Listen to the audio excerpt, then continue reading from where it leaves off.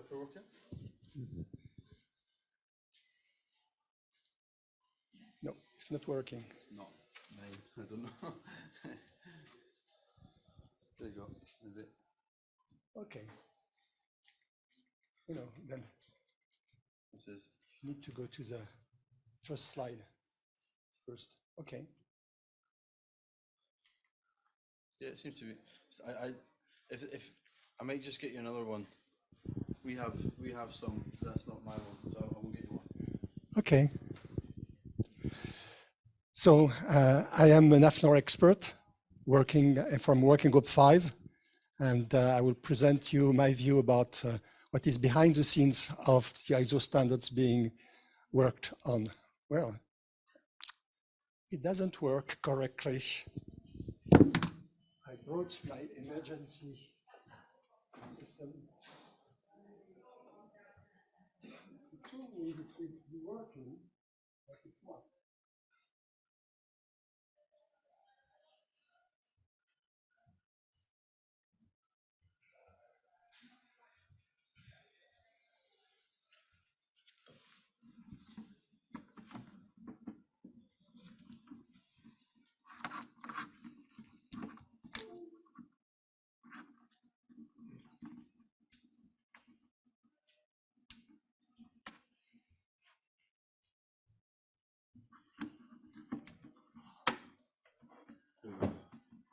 There you go. This is a proper one.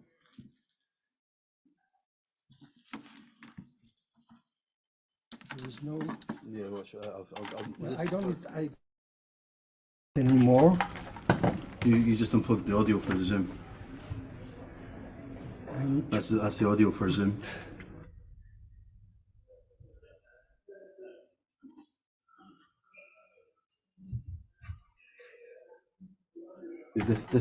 So this one's our one. This one will work for you.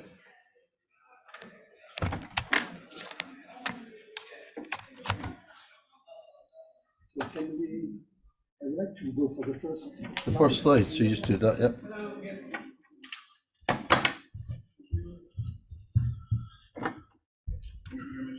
Yeah, it's this one here is no good. So we'll, first slide. Okay. I need to take that back out and put that back in though, because that's the audio for Zoom. There you go. And This is working with me. It's not anymore because it's. We need to check the Zoom call as well because it's obviously you're broadcasting.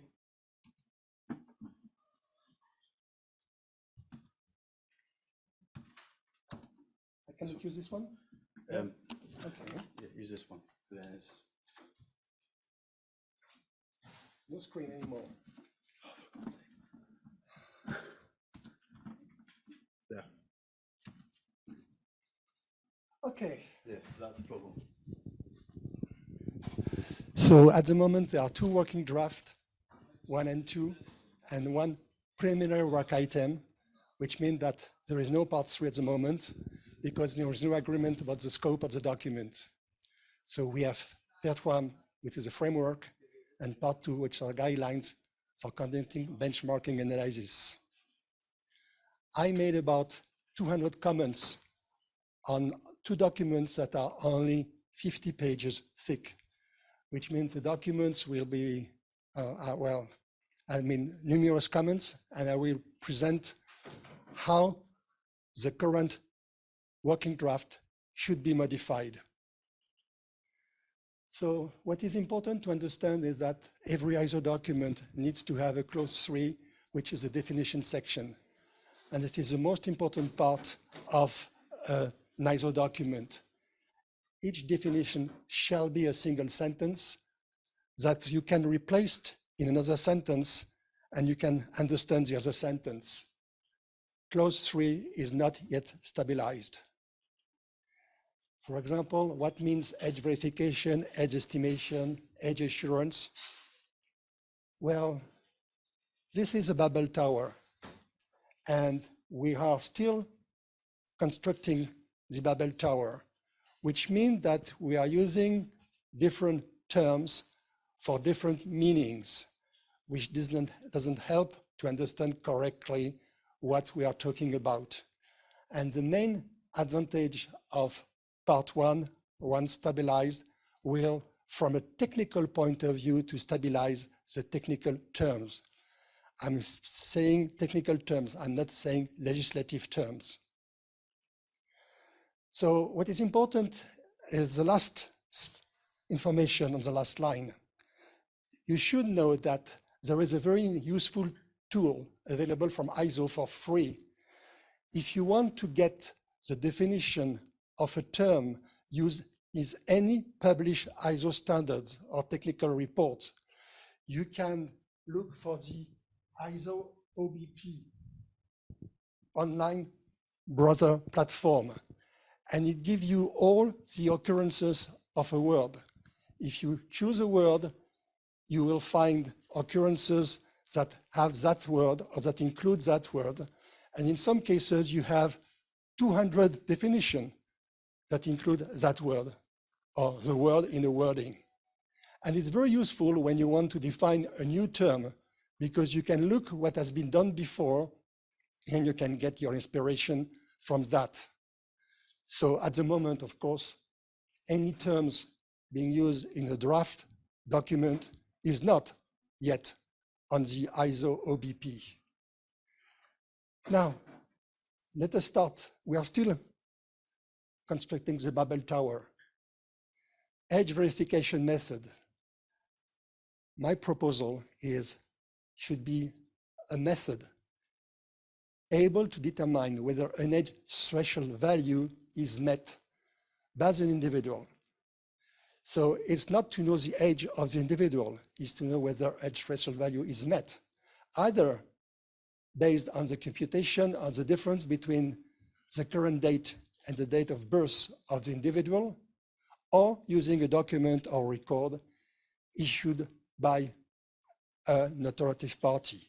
For example, if you know that some person has got a credit card, you may know that the person is over 18 for sure, if the bank has made the appropriate controls. So you can infer a threshold attribute from an information like a bank card. Edge estimation method. It's a method using technology able to predict whether an edge threshold value is met by an individual based on inherent feature or behavior related to the individual. In other words, you are going to use biometric features like the face of the individual or the voice of the individual or a combination of both. Now, what is the vocabulary used from some legislators, in particular the online safety bill? Well, it's not very easy because to find the definition, you need to dive in the document. And for example, you need to reach paragraph 231 to be able to understand what, from a legislation point of view, edge verification means. And it says, means any measure designed to verify the exact age of user of a regulated service. The problem is that you don't know you need to know the exact age of the individual. You need to know if the age of the individual comply with an edge threshold value. So that is a major problem with the current wording. Edge estimation from the OSB means any measure designed to estimate the age or age range of user of a regulated service. In the same way, you don't need to estimate the age. You need to estimate whether the person is over or under an edge threshold value. And of course, the bill says also a measure which is self-declaration is not required to be sufficient. Well, the OSB state in this session, edge assurance means edge verification or edge estimation. It's an explanation, but it cannot be a definition in an ISO standard because it's too loose definition. And it's important to notice that there is no definition currently in the OSB. There should be a definition section. There is none. So this is not very easy to be able to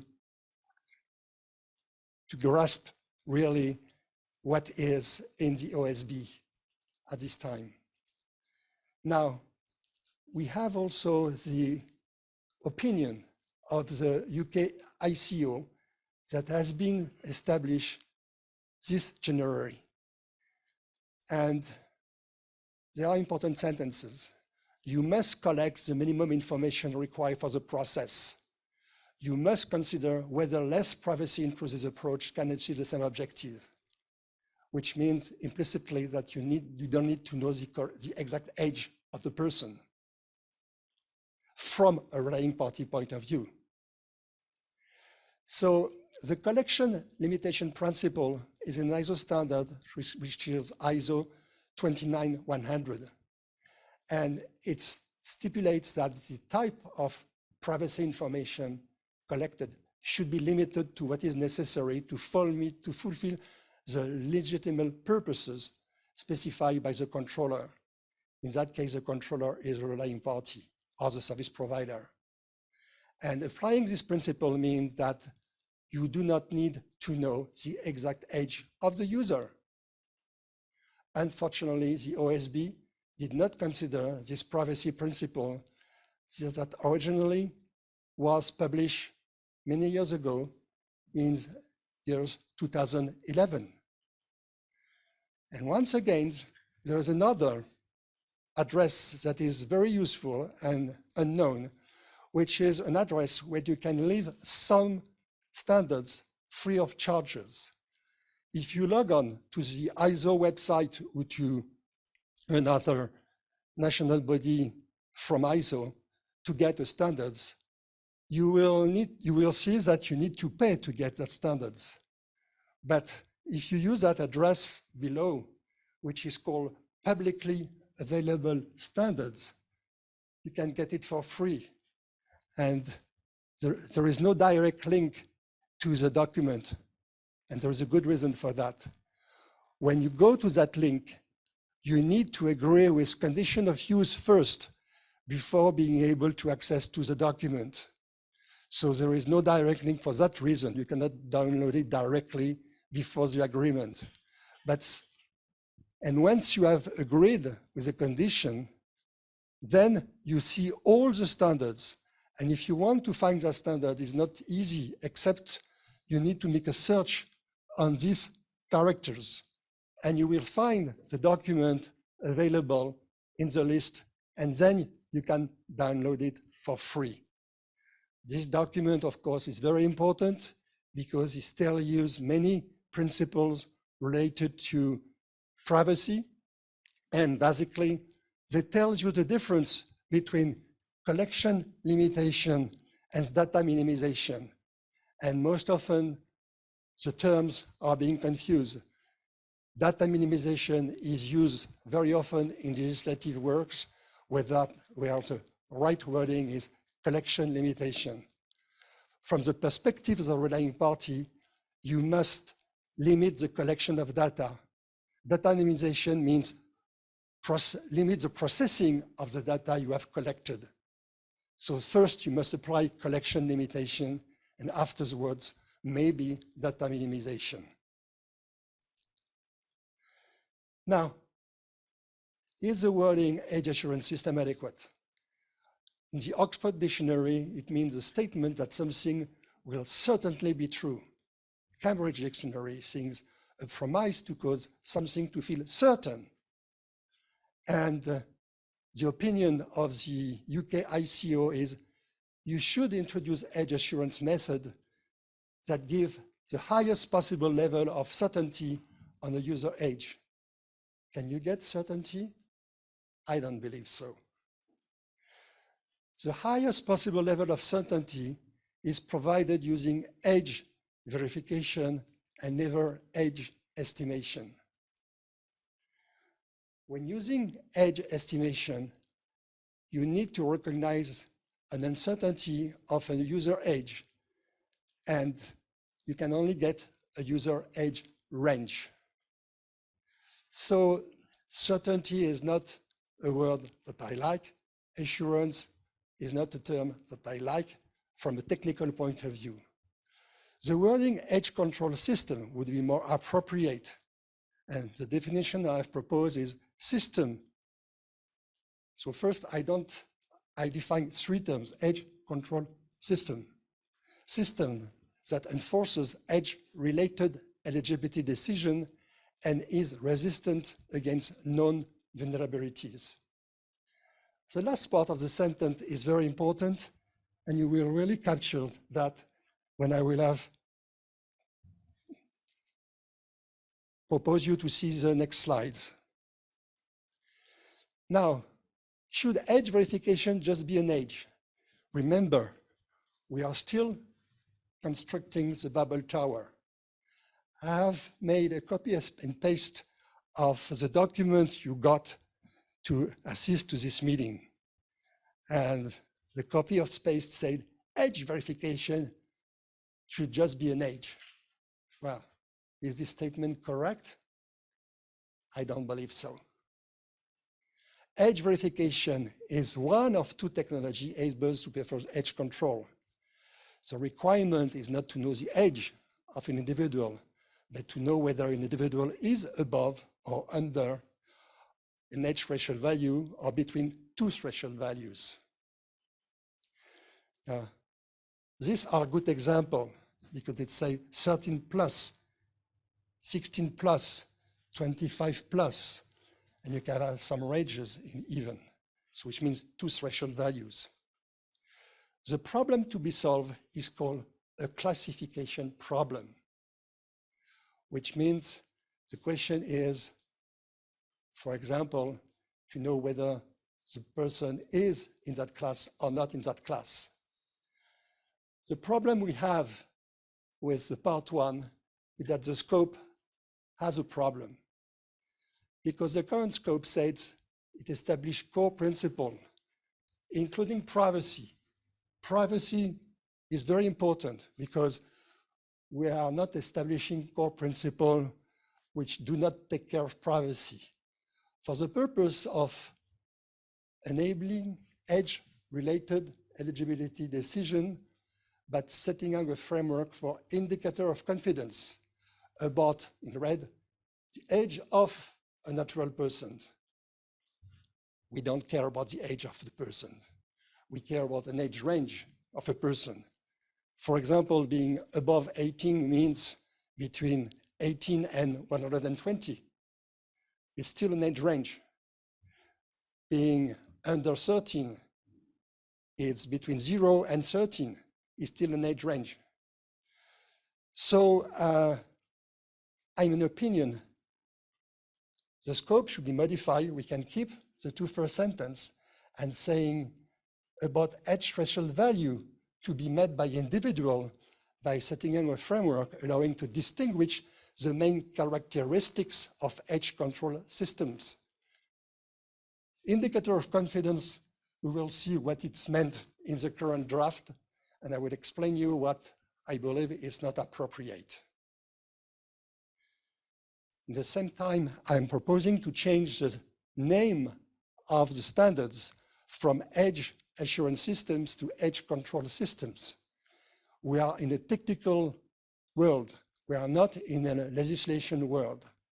And we can use, and we should use, different terms when we speak technical terms.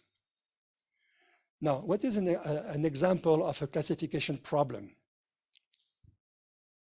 When you use a binary classification, binary means we have two classes. You can have a simple system saying, does this structure represent a cat? The answer can be, yes, it is a cat, or no, it is not a cat. Simple. Now, if the picture represents a tiger, some system will say, yes, it is a cat, and some other system will be, no, it is not a cat. Well, you know, because, well, some systems are a bit more accurate than the other, or better than the other. So to reduce the false error rates, the classification model had better to answer in some cases, I don't know. This is a key observation. So instead of saying, yes, it is a cat, some answer would be better to say, yes, it's a cat, no, it's not a cat, or I don't know whether it's a cat or not a cat. Now, let us speak about classification models versus regression models. When using artificial intelligence with machine learnings, there are two familiar models that can be used, a classification model and a regression model. The classification model, its goal is to predict in which class among n classes an object can be classified using some of its features. Now, when you have only two classes, it's a binary classification. Otherwise, it's a multi-class classification. When using a regression model, the goal is to predict a continuous numeric value about an object using some of its features. The prediction of the age of an individual is a regression problem. Since the goal is not to predict the exact age of the individual, a regression model is irrelevant. We need to use a classification model. Now, the term regression looks odd. I got some historic about the use of that term in the 19th century. And it was originally used to describe the statistic features of biological data, such as age of people in a population, to regress to some mean level. Mean level is an important word. Now, look at a document that has been made available by the company Age Check Certification Scheme. And you have the URL where you can get these two documents. And you can have copy and paste one of the sentence. Ofcom and the ICO jointly commissioned research to explore ways of measuring the accuracy level achievable by different age assurance solutions. Part 1 was issued in 2022. Part 2 was issued last summer. The two parts, 70 pages each, form the basis of an expert contribution to the current working draft. Most of the content is presently present in the two working drafts.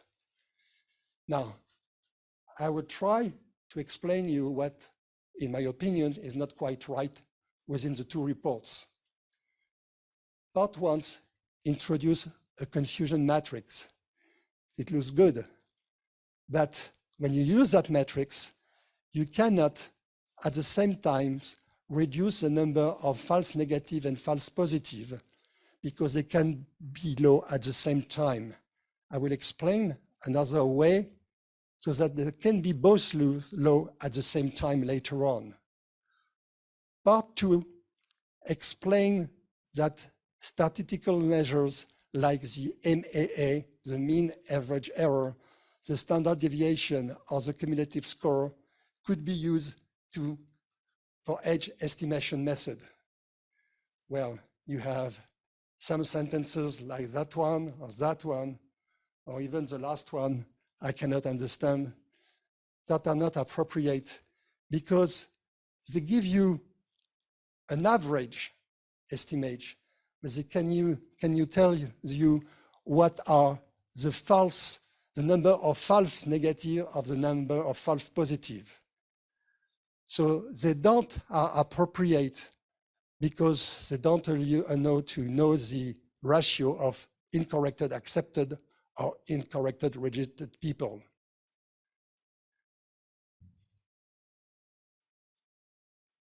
These values cannot be used for age control systems. Now, there is also something interesting, indicators of confidence. You have basic, standard, enhanced, strict. Well, If I look at the last one, strict, you think it's very high. 1 out of 10,000 people will be wrongly classified. Can you believe that when you look at the face of an individual? Even a human being is unable to do that when the person is close to 18 and when the age control is set to 18. It's also impossible to do that in the same way. It's impossible to do that. It might be possible to do that. Now, when you look about that, it's called classification error rate. But it was based previously on measure which was not adequate for classification. So using this kind of age estimation methods are not appropriate. And one of the problems is recently it was added the headline statement of overall accuracy, which are based on this indicator of confidence, which are fully unrealistic. Now, a picture is worse than 1,000 of words. Let us look in details about strict level. The strict level is based on a combination of age assurance components. So it means you need to know to use at least 2 methods, which can be quite annoying for a person. The second one can be based on 1 method combined or not with another method. This could be reached with age verification. It cannot be reached with age estimation. So I've used some words which are not mine. As the world is never going to be perfect, either online or offline, it is foolish to expect higher standards on the internet than we can accept in real life. It's from Esther Dyson. So a picture is worth 1,000 of words. I don't believe that these levels are adequate. Now, I'm not finished with these 2 reports. There is a waterfall model that is introduced. And in the waterfall model, I say, well, I don't know this wording. So I went on Wikipedia to be able to understand what was this wording meaning. And I discovered that the meaning from Wikipedia is fully different from the meaning in the 2 reports of the ACCS. So in Wikipedia, you have sequential phases, meaning that they are paced down to each other, and each phase depends on the deliverables of the previous one. So you apply the phases sequentially. It's different because the waterfall model says that you must have cumulative result of age assurance component and say the cumulative results are greater than the individual result of each age component of its own. Well, there were explanations saying in the document published for the Working Group 5 mailing list, this presents a statistical difficulty which needs to be further explored. And the terms enhanced and strict are based on this yet to be explored statistical theory. Fortunately, no new statistical theory is further needed. If you have a confidence level of 50% and another one of 50%, the final confidence level is 100%, 25%. Well, you have better to toss a coin in that condition because the coin will give you the right result. Now, if you have a confidence level of 80% and another one of 90%, the final confidence level will be 80, 90, 95. It will be the highest of the 2. It will be 90. So you cannot add the levels. So you don't need to have new statistical theory invented. Now, we have also another problem. If you want to verify that the person is over 18, they say, well, in order to be more confident, you need to test at 25. Of course, you will make less errors for accepting minors, but you will frustrate people that are, for example, 23 to access the system. So people will be unpleased because they have been rejected. So you are going to frustrate people. So this is not the right solution. The problem is that at the moment, the position is endorsed by the UK Ofcom because they endorse the position, and on December, which is not far away, 23, you can find that this position has been endorsed in the document. Now, my final slide about what is not quite right in the two reports is that estimating the age of knowing the age of an individual is never required. Age control is a classification problem. A typical question raised by a service provider is the individual over this age threshold value? You should notice that the question is not, is the individual over or under this age threshold value? That's made a big difference. The answer to the question should not be yes or no. The answer should be yes or indeterminate. So it's not a Boolean. It's an information that has two values, yes or indeterminate.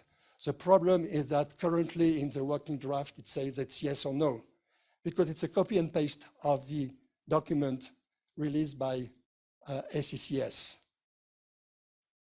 Now, the indeterminate status should be returned when, for example, there is insufficient evidence or lack of evidence to be able to answer yes, or when the individual does not meet the age control criteria. Of course, an indeterminate status will deny the access. It will not grant the access. And this binary answer also applies for age estimation using artificial intelligence, for example, using face analysis. So there are different architectures able to support age control systems. And you should realize that the offline case is not excluded from the scope of the standard. And if it's not excluded, it should be included. So physical control of a premise should be considered in addition to online access on the internet. The key actors are, of course, the individual, the relying party that I prefer to call the service providers, biometrics characteristic controllers using age face analysis, digital credential issuers that are going to issue credentials that will be stored in digital identity wallets, attribute issuer that issue online attribute. Some of them may state that a person is over 18. And of course, application used by the individual. And this actor is one of the most important. You will capture why it's so important. For online accesses, two models need to be considered, because you can use data obtained by an application which is used by the individual at the time of requesting an access to a service provider, and it will be obtained by an attribute issuer, which is also known as an identity provider. It issues attributes. You can also use an application where you obtain credentials prior to the time of the access. When you use a credentials issuer that issues digital credentials in a wallet, and In such cases, the response to the service provider will be binary. For physical accesses to premises, one model can be considered, and you can use a wallet at the same time to access to these services. You can use a QR code with a face picture, and you can present that, and the answer will still be binary.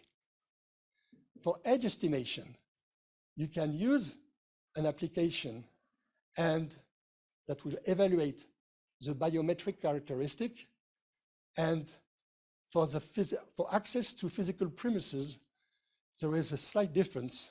The response to the service provider will be ternary instead of being binary. Suppose that you are an instance of a dancing ball and dancing room, sorry, and the answer should be yes, you can enter, no, you cannot enter, or you might possibly enter if you accept other ways to comply with the age eligibility requirement.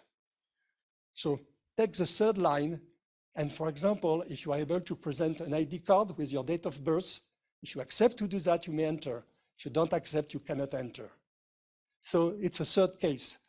And in that case, it is where the waterfall model applies, because basically you don't get enough confidence that the first method is correct, and you applied another method. So you don't apply another method unless you know that the first method is not giving you an appropriate response.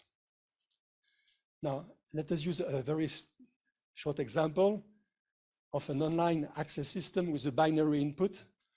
You make an access request to the service provider. Service provider tells you the age threshold limits, offers you some choices of method.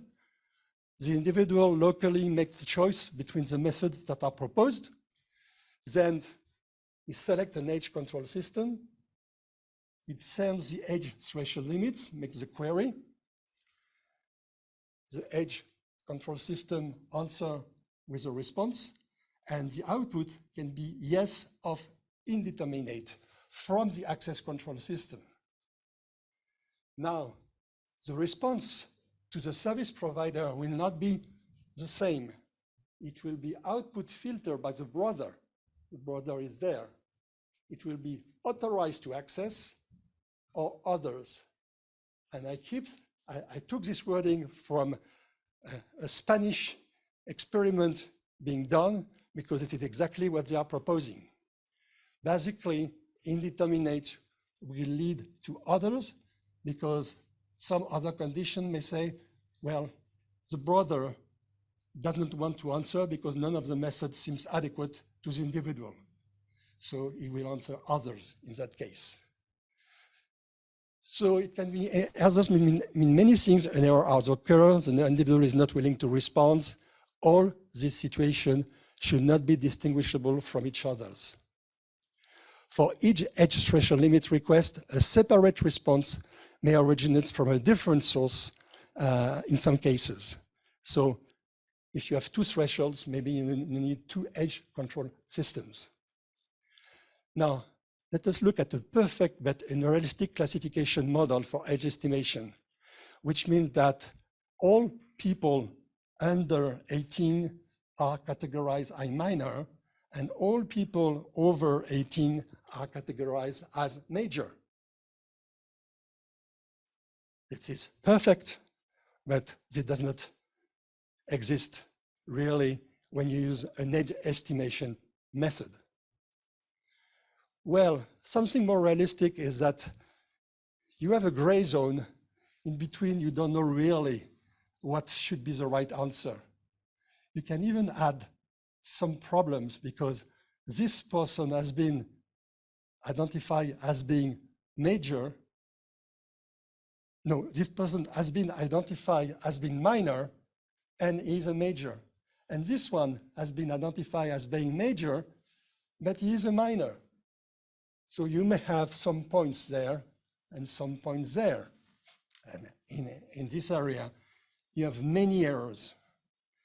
So if we look more carefully in that zone, you will have different ways to say what happens. If you are able to use an internal score between 1 and 0, in that area, you don't know really whether you have 0 or 1. 0 meaning minor, 1 meaning major. You can have some errors because this one is improperly scored, this one is not correctly scored. This area illustrates what is called a fuzzy logic. And you have another way to identify the same problem.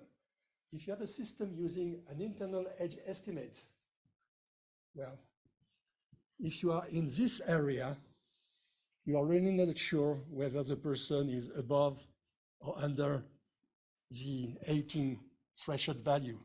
And you have misclassifications in both cases. So you should recognize that these are practical cases, and you may handle that as an inclusive interval or that as an indeterminate state. So classification accuracy. Well, a correct prediction would be either it belongs to the class, or either it does not belong to the class, or is it indeterminate whether it belongs to the class. So that changes the current classification problem that you can see today. The answer is not a Boolean, true or false. If we code that using ASN1, it would be a choice. So taking into consideration the ending of the gray zone, the model can be modified and retrained again. It should be reevaluated, and the classification accuracy should finally be recomputed. And if the accuracy is considered as too low, the gray zone will need to be adjusted.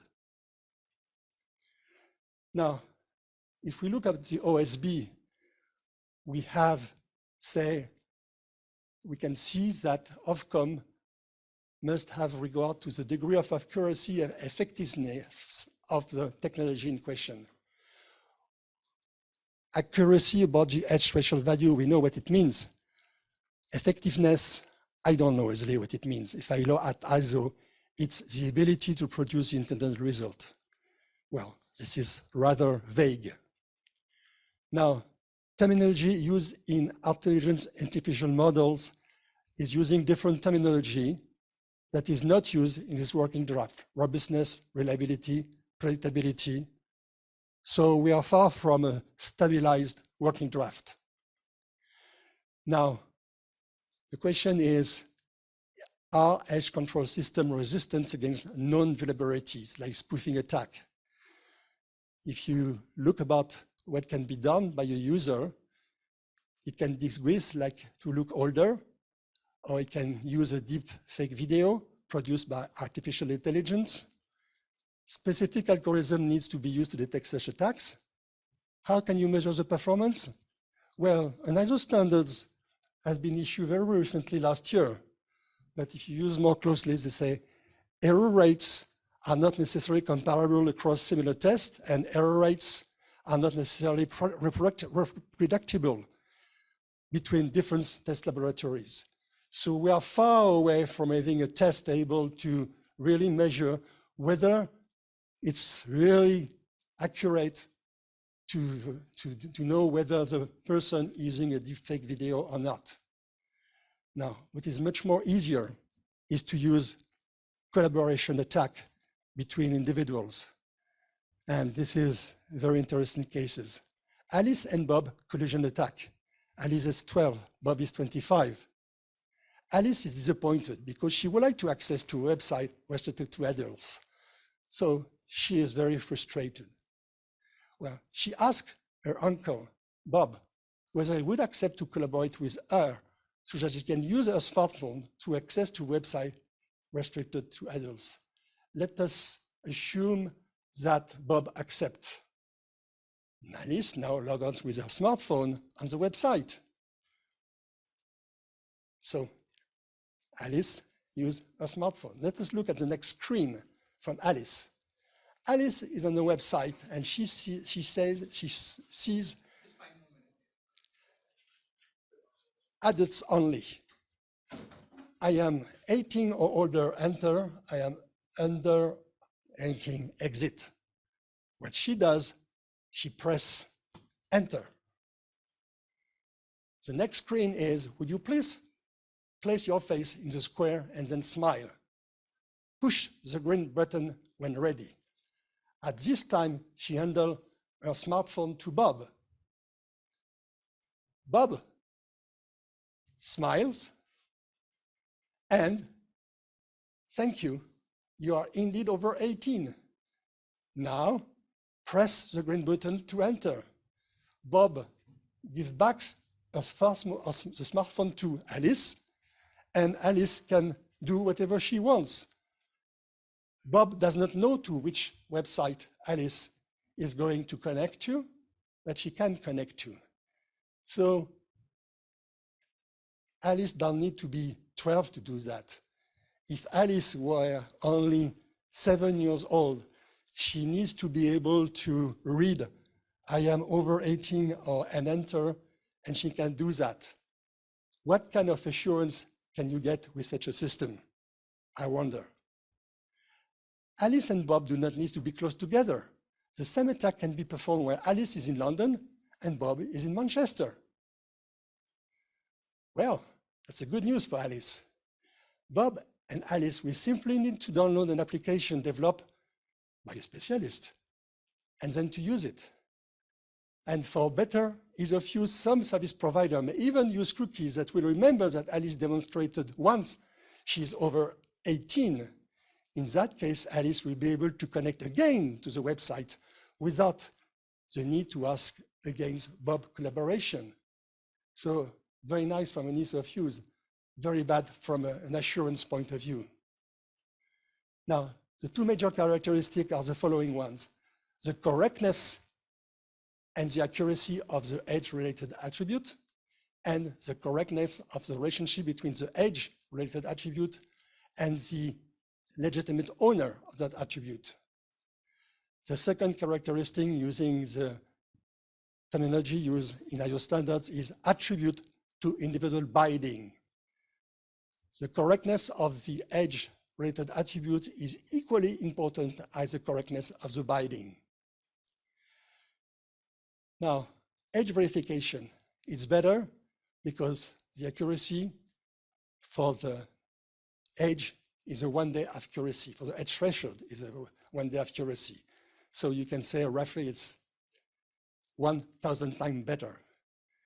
But the correctness is dependent about the verification of the authenticity of the document, or the data used to identify the individual, or the means to verify that the attribute to the binding property was correctly met. Now, the ABC attack can also be done in the context of age verification.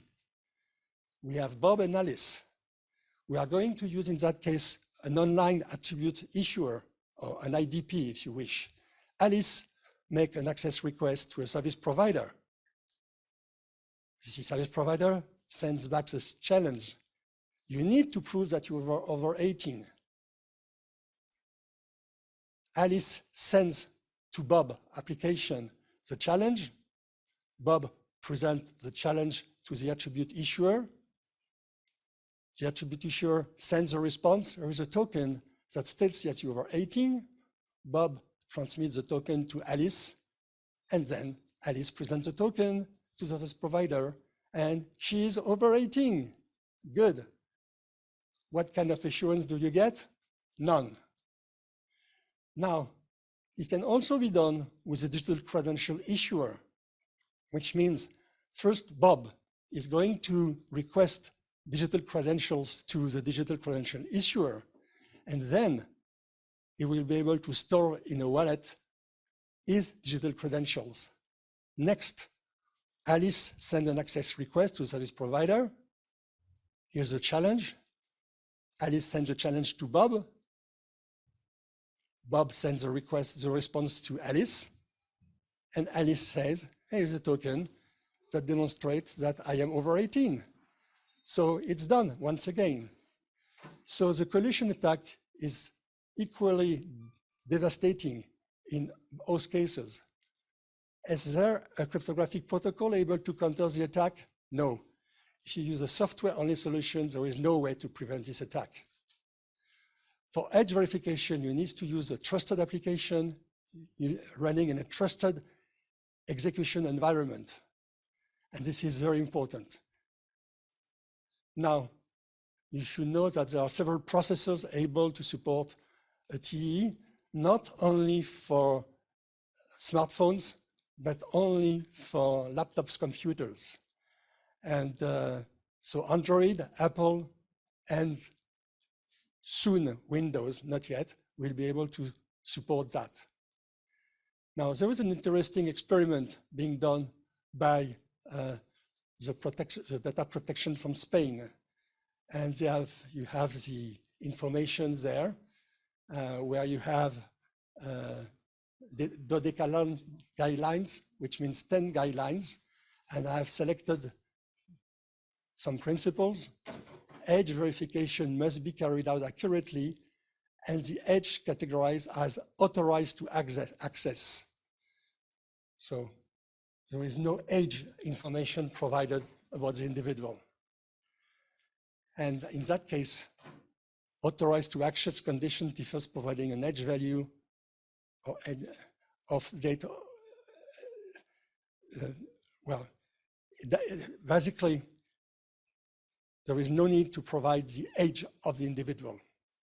Principle 7 is picking the non-linking activities of user across services. And this is one of the privacy principles from part 1, as it is currently explained. There are POCs, between proof of concept being developed, and they will say that it is another way to do that. And this sentence is not mine. It says, it is not necessary to build parallel digital identity systems to access content inappropriate for minors. So the POC has been experimented for Windows, Android, and iOS. The user must install an app and a modified browser. What is under the hood? Under the hood is basically identity wallets, and the RRF does not define basically how privacy should be enforced. But these POCs are addressing to fill the hole that is currently present in the RRF. The technology is targeted for next year or the year after. So the framework currently identifies 5 architectures model, 3 categories of objectives are identified: privacy, security, acceptabilities. And they don't define requirement. They define objectives, which are not requirements. There are privacy principles. There are different privacy principles. There are untrackability, which means no people is able to track you.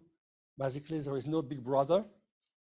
And you should not be able to track the traffic as well. Security objective, attribute to individual binding is the most important.